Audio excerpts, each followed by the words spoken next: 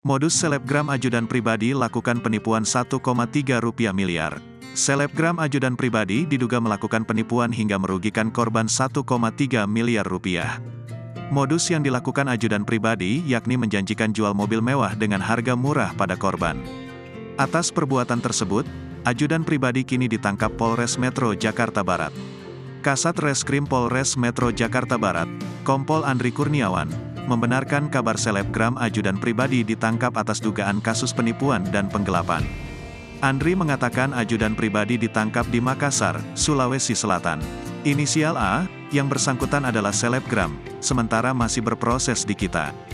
Kita amankan di Makassar, ujar Andri saat dikonfirmasi, Selasa, tanggal 14 Maret tahun 2023. Andri menambahkan, kasus dugaan penipuan yang menjerat ajudan pribadi berawal dari laporan korban pada November tahun 2022.